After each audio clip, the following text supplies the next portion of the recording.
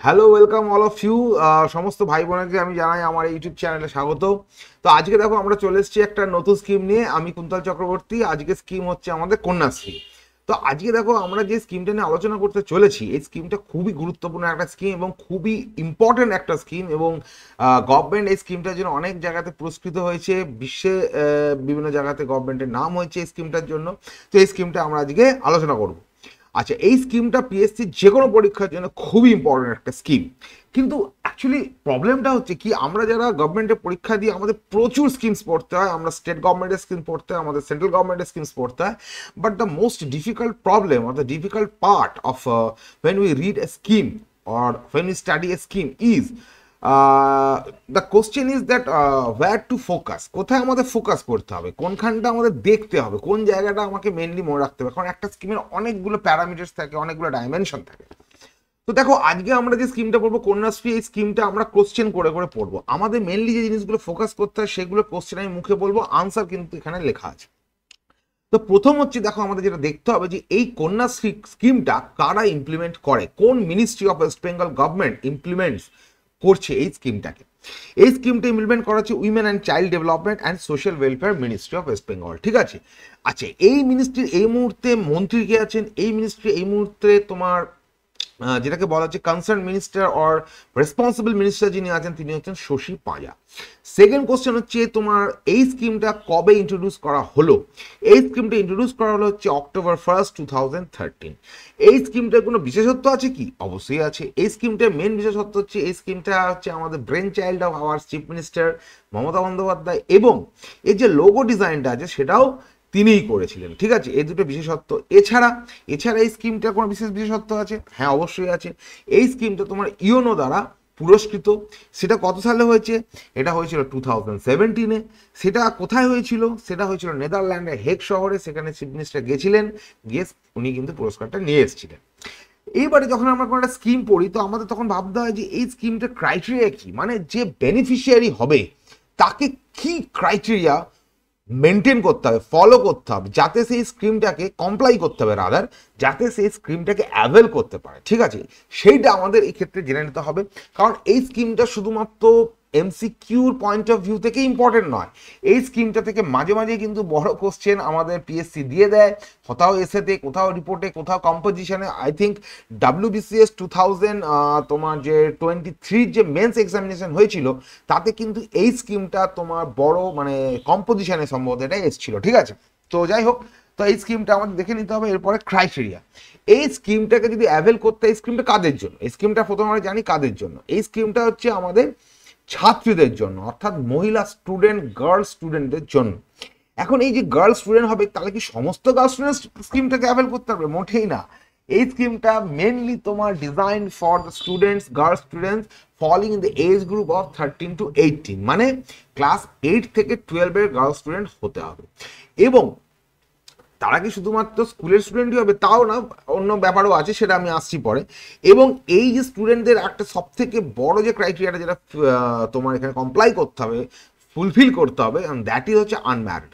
তাদেরকে অবিবাহিত থাকতে হবে, তাদেরকে কোনো বিবাহতে যুক্ত থাকলে হবে না, ঠিক আছে। কারণ এই স্কিমটার প্রধান উদ্দেশ্যই হচ্ছে যে আমার চাইল্ড ম্যারেজকে প্রিভেন্ট করা, আটকানো। তাই জন্য unmarried is one of the most important criteria in this scheme. আচ্ছা, এরপরে যদি আমি চলে আসি যে স্টুডেন্টদের কথা আমি বলছি, এই স্টুডেন্টরা কোথাকার স্টুডেন্ট হতে হবে? এই স্টুডেন্টদেরকে হতে হবে হচ্ছে কোনো গভর্নমেন্ট স্কুলের স্টুডেন্ট হতে হবে, অথবা কোনো গভর্নমেন্ট এডেড ও অ্যাফিলিয়েটেড স্কুলের স্টুডেন্ট হতে হবে, অথবা কোনো টেকনিক্যাল স্কিল ডেভেলপমেন্ট ইনস্টিটিউশনের স্টুডেন্ট হলেও হবে, ঠিক আছে।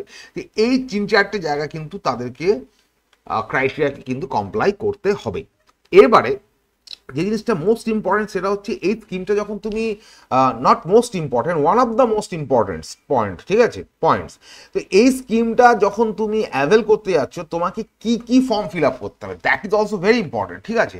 তো এখানে কি হয় না, আমাকে যখন একটা স্কিম অ্যাভেল করতে হয়, মানে একটা বেনিফিশিয়ারি হিসেবে আমাকে যখন অ্যাপিল করতে হয়, তখন আমাকে কিছু ফর্ম ফিল আপ করতে হয়। তো এই স্কিমটার আন্ডারে আমাকে 3টে ফর্ম ফিল আপ করতে হবে। দ্যাট ইজ মানে দে আর K1, K2 অ্যান্ড K3। আচ্ছা দেখো আমি ওখানে লিখে রেখেছি K1 যে ফর্মটা আছে এটা কাদের জন্য, দেখো K1 যে ফর্মটা আছে সেটা আমি লিখে রেখেছি annual financial assistant 1000 rupees, age হচ্ছে কত 13 to 18, অর্থাৎ 13 থেকে 18 বছরের মেয়েদের জন্য যারা বার্ষিক 1000 টাকা করে পেতে চাইছে তাদেরকে K1 ফর্মটা ফিল আপ করতে হবে। সেকেন্ড ফর্ম যেটা আছে সেটা হচ্ছে K2 ফর্ম। K2 ফর্মটা কিসের জন্য, সেটা হচ্ছে 18+ মেয়েরা যারা 25,000 টাকা পেতে চায় তাদের জন্য হচ্ছে K2 ফর্ম, তারা এককালীন 25,000 টাকা পেয়ে যাবে K2 ফর্ম ফিল আপ করলে। তাহলে তাদের ক্রাইটেরিয়া কি হতে হবে, দে শুড বি মানে 18+, এটা আমাদের মাথায় রাখতে হবে। আর হচ্ছে লাস্ট যেটা হচ্ছে সেটা হচ্ছে K3। K3 হচ্ছে পোস্ট গ্রাজুয়েট স্টুডেন্টের জন্য।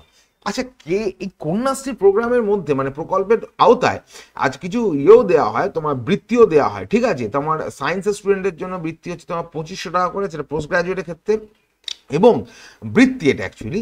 আর হচ্ছে তোমার আর্টসের এবং কমার্সের জন্য 2000 টাকা করে তোমার বৃত্তি এখানে কিন্তু দেওয়া হয়, সেটা আমি এখানে লিখিনি, ঠিক আছে। এছাড়াও কন্যাশ্রী আন্ডারে অনেক রকমের প্রোগ্রাম ইস্যু মানে হয়, কিন্তু এইগুলো হচ্ছে মেন ফিচার্সগুলো আমি এখানে আলোচনা করেছি। আচ্ছা এরপরে যে বিষয়টা চলে আসি সেটা হচ্ছে এম।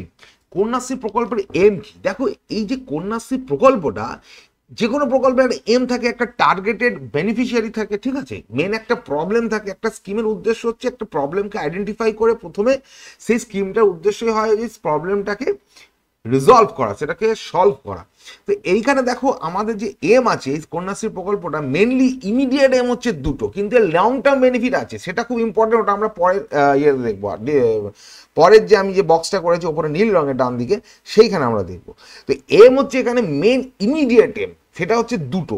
সে দুটো কি কি, সেটা হচ্ছে marriage at or after 18 years as per prohibition of child marriage act 2006 এখানে পড়েনি।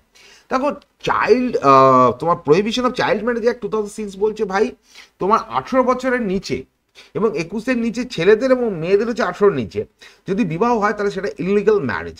তাহলে এই যে আইনটা আছে এই আইনটাকে বলবৎ করা, এনফোর্স করা, এই আইনটা থেকে এই আইনটা যে লাইন আছে, in line of this particular act, এই স্কিমটা কিন্তু ডিজাইন করা হয়। আর একটা হচ্ছে ড্রপ আউট প্রিভেনশন। অনেক সময় কি হয় না, দারিদ্রতার জন্য মেয়েরা তোমার বা মেয়েদের পরিবারটা তাদেরকে চট করে তাড়াতাড়ি 18-এর আগে বিবাহ দিয়ে দেয় আর কি, ঠিক আছে। তারা মেয়েদের পড়াশোনা কন্টিনিউ করতে চায় না। তো এই যে দুটো যে ইন্টার রিলেটেড যে দুটো যে dark side of their life, ঠিক আছে, এই বিষয়টাকে কাউন্টার করা, এই জিনিসটাকে আটকানো হচ্ছে এই স্কিমটার একটা মোস্ট ইম্পর্টেন্ট এম। তো তাই জন্য আমাদের এটা করতে হবে, এই স্কিমটা এই দুটো হচ্ছে মেন হচ্ছে তোমার গোল, এই দুটো গোলকে আমাকে অ্যাচিভ করতে হবে। আর একটা জিনিস এখানে আমি বলে রাখি, এই যে ড্রপ আউট প্রিভেনশন করা এবং 18+ হওয়ার পরে ম্যারেজটা এনশিওর করা, এই দুটো তো তোমার আছেই। এই দুটো যে মেন গোল, এই দুটো গোলের কতগুলো তোমার লং টার্ম বেনিফিট আছে, সেই লং টার্ম বেনিফিটগুলো আমরা যাচ্ছি। দেখো লং টার্ম বেনিফিট আমাদের এখানে আমি 4টে লিখেছি, আমি একটু ডিসকাস করে দেবো। প্রথম যে লং টার্ম বেনিফিটটা হচ্ছে দেখো women's education, overall women's education, overall women's development, overall women তোমার যেটাকে বলা হচ্ছে এম্পাওয়ারমেন্ট। এই স্কিমটা কিন্তু এই জিনিসগুলোকে, এই কিওয়ার্ডসগুলো কিন্তু তুমি যদি কোথাও স্কিম নিয়ে বড় কিছু লিখতে হয় তুমি ইউজ করতে পারো। এক, দুই হচ্ছে এই স্কিম থেকে বেনিফিট পেয়ে যদি কোনো একটা মেয়ে অ্যাটলিস্ট এইচএস পাস করে যায় তাহলে সে তার নেক্সট যে জেনারেশন, তার যে পরে সন্তান সন্ততি হবে তাদেরকেও সে কিন্তু এডুকেশনের জন্য প্রমোট করবে, তাদেরকে এডুকেশনের জন্য সাপোর্ট করবে। তাই জন্য এর একটা লং টার্ম বেনিফিট হচ্ছে in long term it will help the next generation to get education from their parents. এইটা হচ্ছে কিন্তু একটা লং টার্ম বেনিফিট। সেকেন্ড হচ্ছে এটা দেখো, সেটা হচ্ছে সেলফ রিলায়েন্স। এখন একটা মেয়ে যদি অন্তত এইচএস পাস করে তাহলে সে কিন্তু ভবিষ্যতে কিছু না কিছু একটা তোমার ওয়ে অফ ইকোনমি, একটা ওয়ে অফ তোমার যেটাকে বলা হচ্ছে প্রফেশন, সে কিন্তু একটা প্রফেশন খুঁজে পার করে নিতে পারবে। তার ফলে কি হবে, তার যে ওভারঅল ইন্ডিয়ান ইকোনমিতে পার্টিসিপেশন সেটা কিন্তু আমার অনেক বেড়ে যাবে। ওভারঅল ইন্ডিয়ান ইকোনমিতে পার্টিসিপেশন বাড়ার সঙ্গে সঙ্গে তার ফাইন্যান্সিয়াল স্টেবিলিটি আসবে, তার সেলফ রিলায়েন্স হবে, যার ফলে কি হবে সে তার নিজের ফ্যামিলিকে ফাইন্যান্সিয়াল সাপোর্ট দিতে পারবে, তার সঙ্গে তার যে শ্বশুর বাড়ি অর্থাৎ বিবাহের পর তাদেরকেও ফাইন্যান্সিয়াল সাপোর্ট দিতে পারবেন। She will become a good support, good financial support, strong financial support to her husband, যার ফলে তার যে শ্বশুর বাড়ি বা ইনলজ হাউস সেখানে তার রেসপেক্ট অনেক বেশি বাড়বে। নট অনলি দ্যাট, এর সঙ্গে সঙ্গে আমি আরেকটা জিনিস ইনক্লুড করতে চাই, সেটা হচ্ছে ডোমেস্টিক ভায়োলেন্স, যেটা যার অন্যতম কারণ হচ্ছে তোমার ফাইন্যান্সিয়াল ক্রাঞ্চ, সেটা কিন্তু অনেকটাই কমে যাবে, ঠিক আছে। তো it is actually you can say it is likely to reduce lot of domestic violence cases in future, আমরা এইভাবে এটাকে দেখতে পারি। আচ্ছা, এর সঙ্গে যেটা আছে সেটা to check IMR and MMR. What is IMR? IMR মানে হচ্ছে ইনফ্যান্ট মর্টালিটি রেট, মানে হচ্ছে একটি বাচ্চা জন্ম নিল, সঙ্গে সঙ্গে যদি মারা যায় বা 6 মাসের মধ্যে বা 1 বছরের মধ্যে যদি মারা যায়, আমার ঠিক এক্ষুনি মনে পড়ছে না এক্সাক্ট টাইমটা, তাকে বলে আমার ইনফ্যান্ট মর্টালিটি। এবং আমরা দেখি যে এই ইনফ্যান্ট মর্টালিটিটা আমার 1000 বার্থ মানে চাইল্ড বার্থের ক্ষেত্রে, লাইভ বার্থের ক্ষেত্রে কত, সেটাকে বলে আমরা ইনফ্যান্ট মর্টালিটি রেট। আর একটা হচ্ছে তোমার এমএমআর, ম্যাটার্নাল মর্টালিটি রেট। এখানে হচ্ছে মাদার অর্থাৎ মায়ের মৃত্যু জন্ম দেওয়ার ক্ষেত্রে কতজন হচ্ছে, জন্ম দেওয়ার সময় কটা হচ্ছে, সেইভাবে আমরা ম্যাটার্নাল মর্টালিটি রেটকে আমরা ক্যালকুলেট করি। এই ম্যাটার্নাল মর্টালিটি রেটটা দেখা হয় যে 1 লাখ চাইল্ড বার্থ, যে লাইভ চাইল্ড বার্থের ক্ষেত্রে কজন মায়ের মৃত্যু হচ্ছে, এই দুটো জিনিস আমরা এখানে দেখি। তো ম্যাটার্নাল মর্টালিটি রেট এবং ইনফ্যান্ট মর্টালিটি রেট যেটা আছে, এই দুটো কিন্তু অনেকটা কমে যাবে। কেন? কারণ infant mortality rate and maternal mortality rate is connected, যেটাকে আমরা বলতে পারি inextricably connected with two most important things. One হচ্ছে তোমার age of the mother, second হচ্ছে তোমার ম্যালনিউট্রিশন। দেখো, এজ অফ দ্য মাদারের ক্ষেত্রে কি এখানে হয়, একটি মেয়ে যদি অপরিণত অবস্থায়, অপ্রাপ্তবয়স্ক অবস্থায় যখন চাইল্ড বার্থ দেয়, তখন তার নিজের যে bodily development to give a child birth, ঠিক আছে, ন্যাচারাল চাইল্ড বার্থ, ঠিক আছে, সেটা কিন্তু কি হয়, একটু রিস্ক থাকে। কেন রিস্ক থাকে সেটা, তার কারণ হচ্ছে তার তখন বডি সেরকমভাবে ডেভেলপমেন্ট হয়নি, ঠিক আছে, একটু ডিফিকাল্টি থাকে। তো সেক্ষেত্রে চাইল্ডেরও একটা মৃত্যু হওয়ার সম্ভাবনা থাকে, একটা তোমার প্রি ম্যাচিওর অর মানে চাইল্ডে বার্থ হওয়ার সম্ভাবনা থাকে, চাইল্ড যেগুলো বেরোয় সেগুলো তাদেরও তোমার কিন্তু মৃত্যুর সম্ভাবনা থাকে, মায়েরও মৃত্যুর সম্ভাবনা থাকে। তো আমি যদি অন্তত 18+ এজটাকে বিবাহের জন্য এনশিওর করি, তাহলে একটা মেয়ের বাচ্চা যখন দেওয়ার যে এজটা সে পৌঁছাবে, রিপ্রোডাকশন এজটা পৌঁছাবে, মানে সে যখন বাচ্চা দেবে তখন তার বয়স মিনিমাম হবে 20-21। 20-21 হচ্ছে গুড এনাফ, ঠিক আছে, মানে একটা মোটামুটি ঠিকঠাক এজ যখন সে একটা বাচ্চা শারীরিকভাবে দেওয়ার জন্য সক্ষম। তার ফলে কি হয়, চাইল্ড মানে তোমার যে ইনফ্যান্ট মর্টালিটি রেট এবং ম্যাটার্নাল মর্টালিটি রেট, এই দুটোই কিন্তু অনেকটা কমে যাওয়ার চান্স থাকে, ঠিক আছে, চান্স থাকে না, কমেই যাবে, ঠিক আছে। তো যাই হোক, আশা করি তোমাদের এই ভিডিওটা খুব ভালো লেগেছে, এখানে ভিডিওটা এন্ড করে দিচ্ছি। আর যদি ভিডিওটা ভালো লেগে থাকে অবশ্যই লাইক করবে, কমেন্ট বক্সে জানাও তোমাদের কেমন লেগেছে, চ্যানেলটা সাবস্ক্রাইব করে নাও এখন যদি করে না থাকো, আর তোমাদের বন্ধু বান্ধবের সঙ্গেও চ্যানেলটি শেয়ার করে দাও। তাহলে আমরা চলো এখানে ভিডিওটা এন্ড করে দিচ্ছি, আর দেখা হচ্ছে আবার নেক্সট ভিডিওতে। ততক্ষণের জন্য গুড বাই।